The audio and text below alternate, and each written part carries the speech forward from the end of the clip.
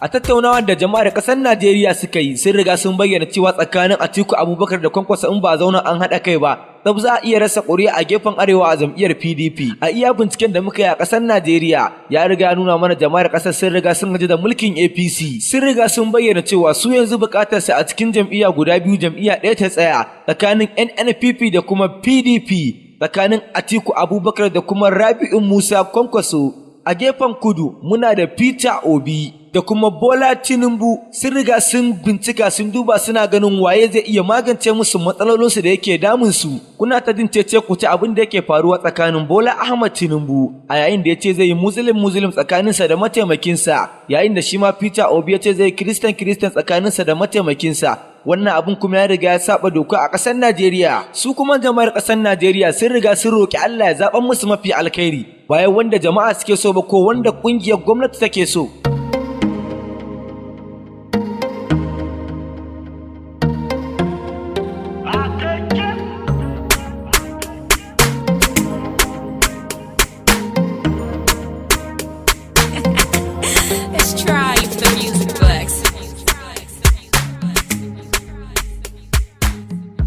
Ga wani cece kuce da jama'ar ƙasa da manya-manyan shugabanni da yake faruwa. Su shugabanni sun riga sun si delegate da manya-manyan kudade, wanda a ra'ayin talakawa su sun riga sun san cewa in shugabannin nan suka hau mulki ba za su tsaya ta tasu ba, za su tsaya su mai da manya-manyan kudaden su nan ne da suka si delegate da shi. Hakan ya riga nuna mana cewa mulkin sun siya ne da kuɗi ba wai da yanci ba. Su dai burin 'yan Najeriya Allah ya kawo musu wanda zai magance musu wa'annan matsaloli kamar haka. Idan dai wannan shine farkon buɗe wannan channel ɗin namu na AS Pato TV, da wuri ka danna mana alamar ƙararrawa da subscribe, yayin da in mun ɗaura sabon abu da za ka ji ƙararrawa ƙurin mun ɗaura. 'Yan Najeriya sun riga sun bayyana matsalolinsu kamar haka. Tsadar rayuwa ya riga ya yawa a ƙasar Najeriya, tsadar abinci, tsadar man fetur da kuma ƙarancin tsaro. Sannan ku biyo mu labaranmu na gaba za ku ji abin da ya faru da Bola Ahmed Tinubu da shugaba Janar Muhammadu Buhari. Dauda Kahutu Rarara ya riga ya bi jam'iyyar Bola Tinubu wato APC, ya ce shi mawaƙi ne na jam'iyya ba wai mawaƙi na mutanen cikin jam'iyyar ba. A yayin da ya wata waka mai suna Jagaba shine gaba, wanda har ya sa gasa ta iya jama'ar ƙasar Najeriya, yayin da shi kuma Naziri M Ahmad ya riga ya bi jam'iyyar Atiku Abubakar wato PDP, wanda shi ma yi waƙarsa ta APC sai mun bata wuta. Wa'annan mawaƙa guda biyu su ne manya-manyan mawaƙa da ake mugun ji da su a ƙasar Najeriya ta ɓangaren waƙoƙi na Hausa siyasa.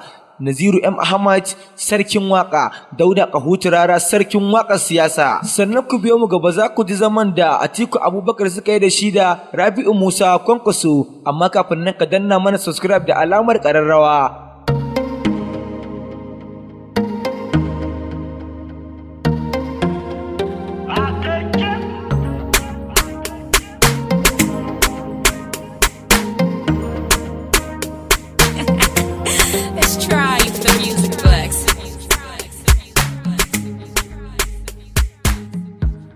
Jama'ar ƙasar Najeriya ba adadi sun riga sun fito sun bayyana cewa ba za su fito su zaɓe ba ranar zaɓe, saboda koda sun yi ba a biya musu buƙatunsu. Wasu kuma da yawa a cikinsu sun riga sun bayyana cewa in dai har ba kuɗi aka ba su ba za su taɓa fitowa su dangwala ma wani ƙato zaɓe ba. Hakan ya riga ya nuna mana cewa shekarar 2023 sai dai a yi siyasa ta kuɗi, saboda jama'a sun riga sun ce ba za su ƙara tafka kuskuren da suka yi a baya ba. Duka ƙarshen labaran namu kenan, amma kafin mu rufe za mu bayyana muku kanin labaranmu na gaba. Za ku ji cewa da Muhammadu Buhari sun samu zama tsakaninsa da Bola Ahmed Tinubu, sannan za ku ji cewa Atiku Abubakar ya gayyaci Rabi'u Musa Kwankwaso domin su zauna su tattauna. Rara ya riga ya bayyana wani sirri abin da ya sa shi waƙar Jagaba shine gaba. Naziru Ahmad ma ya riga ya bayyana abin da ya sa ya bi Atiku.